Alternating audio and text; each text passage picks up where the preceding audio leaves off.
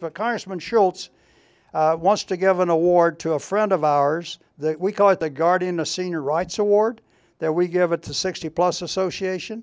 And Pat Boone signed it, our spokesman, the Pat Boone. And this guy here, though, this congressman, has a friend we're going to introduce here in a second. I'm going to turn the mic over to you, Congressman. Thank you, Jimmy. Isn't he great? I'll tell you. On the back of my car is a sign that says AARP, American Association Against Old People. Retired people, AARP, yeah. Anyhow, that's what they are, and I do the same thing. When you get the mail from them, but what I usually do is take a brick and put that return envelope, wrap it up, and put that on top and send it back to them. So it costs them more than just. I am honored to live in the congressional district where Dan Webster. Dan Webster's not only his acumen from having served in Florida, but as you know, when he finished, he retired. Now, I had spent 25 years as a small businessman. And he went back to his business. And that's the way the forefathers wanted it. You go to Congress, you serve, and then you go back to your community. Because serving is wonderful. And it's, I think, one of the most educational things that a human being can do. But you got to remember where you came from, and you got to figure you're going back. Now, when I look at the Democrats, I'm not going to talk long. When I look at the Democrats that leave Congress, I see guys that came there as school teachers who were poor as church mice, and they walk out with a net worth of $6 million or $7 million. I got to be honest with you. I was worth less when I left Congress than I was when I went. I don't know how they do it, and maybe I don't want to know how they do it. But you look at the letter behind the names of these guys with the amount of money that they've chucked up, and it's D, Democrats. Dan Webster is a man of honor. He's a man of integrity. Now, one other thing. When he got there, they realized what they had, and they put him on the Rules Committee. Now, that may sound like a lot of gibberish to you, but the Rules Committee, every bill that goes through Congress must go through the Rules Committee.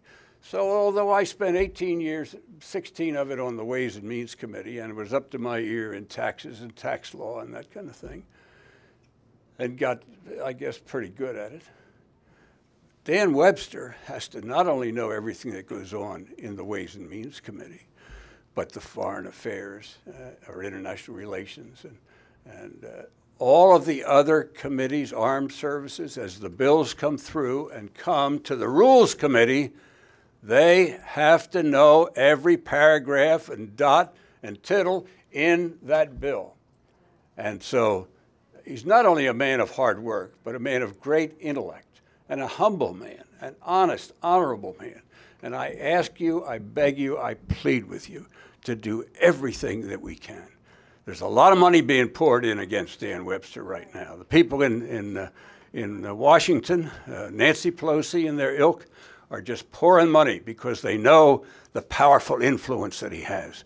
And we've got to do everything we can to make sure that he goes back.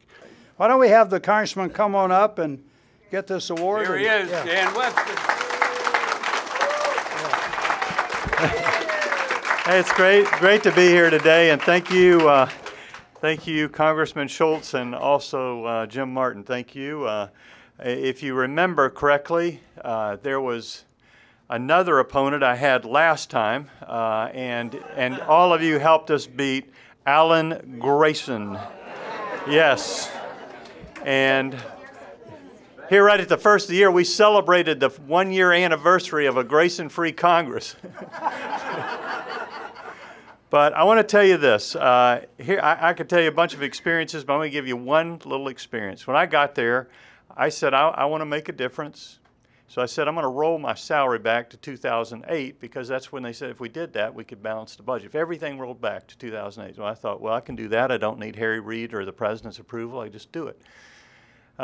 They told me that every congressman has to make the same amount, so they can't roll it back for me. I'd have to do it myself. So at the end of the year, I wrote out a check and to the Department of U.S. Treasury. And I was going to take it over to the Treasury. I called them up. They weren't going to let me come. And I said, what do you mean? Don't you take checks? You sure borrow a lot.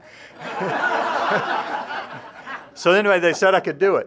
It's not the beautiful building across from the White House. That's not where I went. I went to the Bureau of Public Debt.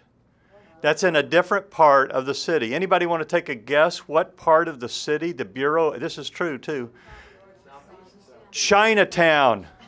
That's where it is. It's in Chinatown. Wouldn't you know?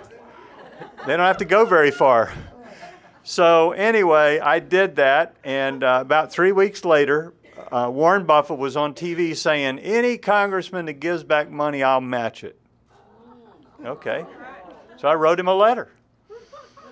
And he sent it back. He said, you got me.